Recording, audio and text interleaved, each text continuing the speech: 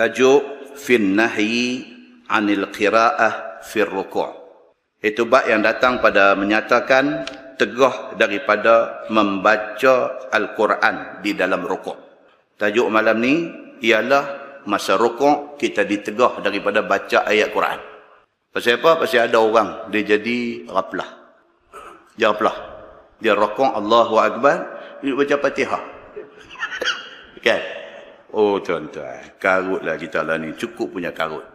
Tengah dua rukuk tu, auzubillahi minasyaitanir bismillahirrahmanirrahim, baca Fatihah. Orang bangkit sami Allah liman hamidah ghairil maghdubi alaihim waladdallin. Kawan sebelah pun lagu nak beralih tengok dia, awak dia ni duk baca.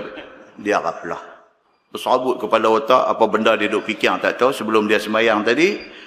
Benda yang patut dia baca lain, dia pergi baca benda lain. Baik, now nak tengok apa hukum kalau jadi macam tu. Dalam rukuk pergi duk baca Fatihah misalnya, pergi baca mana-mana surah Quran misalnya. Ketahuilah saudaraku, di dalam bab ini berbagai-bagai masalah dapat kita tengok insya-Allah. Dengarlah hadis terlebih dahulu dikeluarkan oleh Imam At-Tirmizi. Diriwayatkan daripada Ali bin Abi Talib radhiyallahu anhu bahwasanya Nabi sallallahu alaihi wasallam telah menegah ia akan laki-laki daripada memakai kain benang ataupun kain katan yang bercampur dengan sutera. Satu. Sidina Ali bin Abi Talib, dia kata Nabi larang orang laki-laki pakai pakaian sutera. Sama ada sutera genuine, asli, ataupun sutera yang bercampur. Perbincangan fiqh panjang.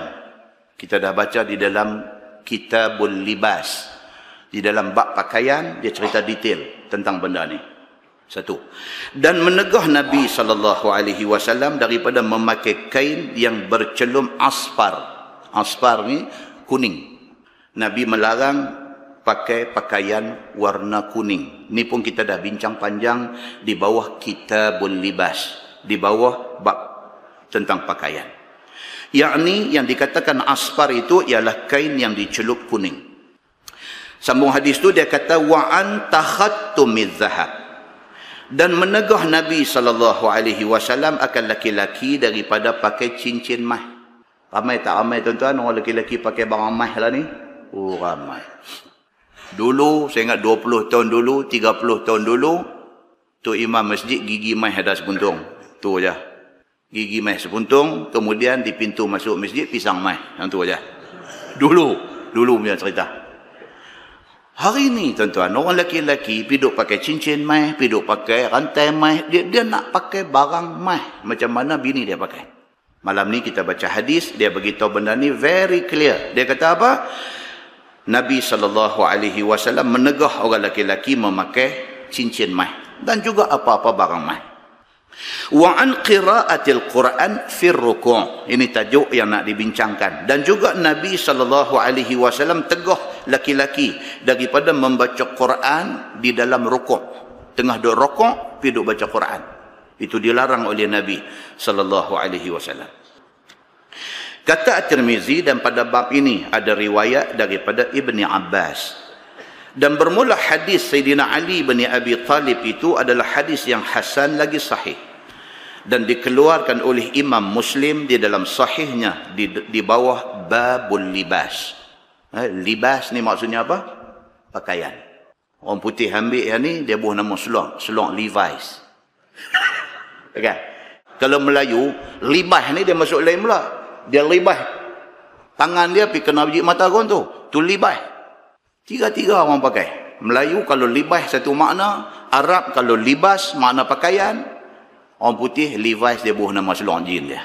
Baik, kata At-Tirmizi, dan pada bab ini ada riwayat daripada Ibni Abbas dan ada di dalam Sahih Muslim di bawah Babul Libas.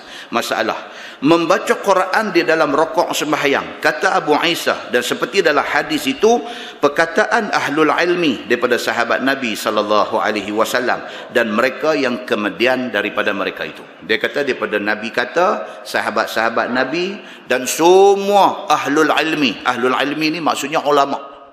Semua sepakat mengamalkan apa yang Nabi sebut di dalam hadis tadi.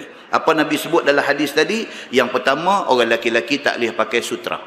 Yang kedua, dilarang pakai baju kuning. Yang ketiga, dilarang pakai cincin mah. Dan yang keempat, dilarang membaca Quran ketika rokok. Benda tu semua ulama sepakat, benda tu dilarang. Clear, dia kata.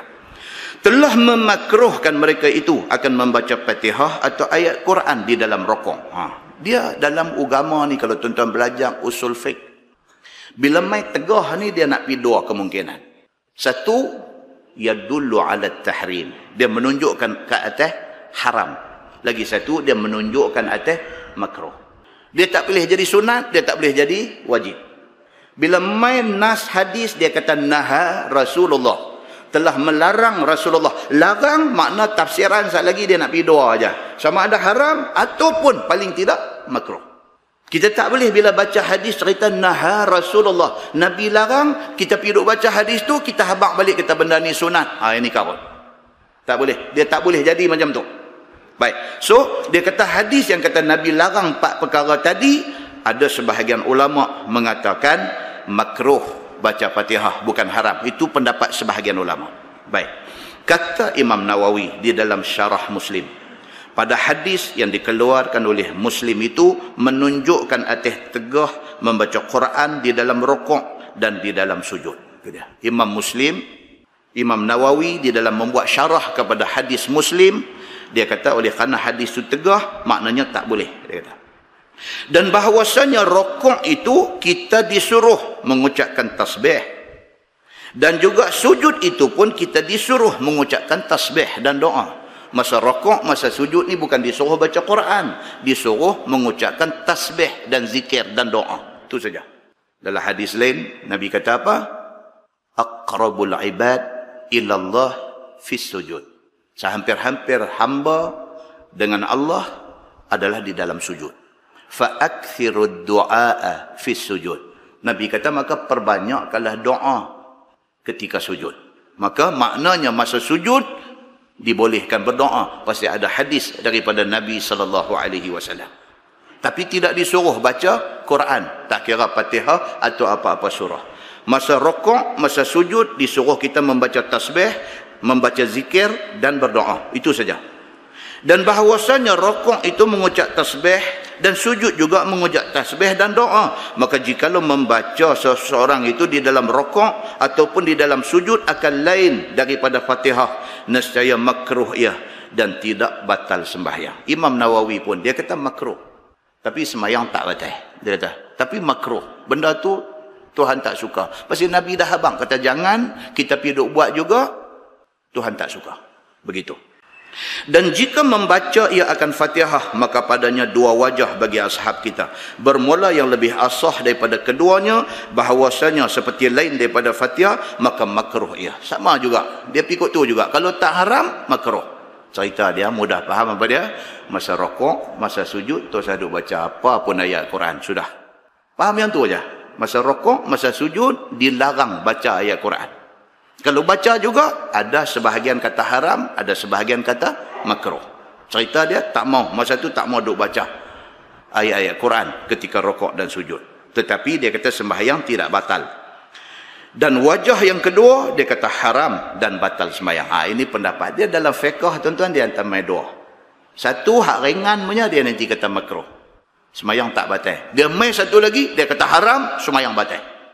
Cerita dia, tu saya buat benda tu. Iaitu dia kata sembahyang akan jadi batal dan perbuatan itu haram apabila adalah ia dibuat dengan sengaja. Dah mengaji dah malam ni, kata masa rukuk, masa sujud tak boleh duk baca ayat-ayat Quran. Tahu dah, saja nak pergi baca. Pendapat yang kedua kata haram dan sembahyang batal. Begitu. Baik, dan sekiranya terbaca ia dengan sebab lupa, hak contoh kita buat awal tadi, ghaflah punya pasal. Dia bukan saja dia ghaflah, macam kita buat contoh dulu kan, tengah dia bangkit daripada sujud, duduk tahiyat awal, jari duk angkat tahiyat awal, tadi duduk baca Fatihah, ghaflah lah. Ni yang kata ghaflah kan. Kawan sebelah ni duk bunyi gitu, kononnya nak bagi dia sedang, dia duk baca ghairil maghdubi, duk main lagu tu. Kawan sebelah lagu duk singgung dia, dia lagu duk tepih pula sikit lagu tu, waladdallin, sampai habis juga dia bantai. Bila Allahu Akbar bangkit berdiri, baru dia sedang. Dia pula bunyi. Tengah duduk sembahyang, dia bunyi macam-macam boleh jadi. Sembahyang ni tuan-tuan, ya Allahu Akbar. Dia macam-macam boleh jadi. Maka dia kata, kalaulah sekiranya benda tu berlaku secara terlupa, maka tidak makruh ya. Dan sama ada membaca itu sengaja ataupun lupa, nescaya sujud sahwi dia di sisi Imam Syafi'i rahimahullahu ta'ala. Imam Syafi'i kata kalau jadi macam tu, saat lagi last sekali dia kena sujud sahwi. Sujud sahwi itu sunat. Okay? Dalam bahasa orang Melayu ni dia sebut dia kena sujud sahwi. Kena tapi sebenarnya sunat. Begitu.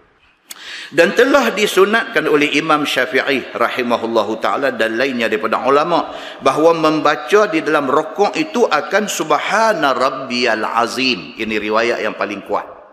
Untuk buka dalam Bukhari, dalam Muslim, dalam apa, riwayat yang paling kuat kata baca subhana rabbiyal azim.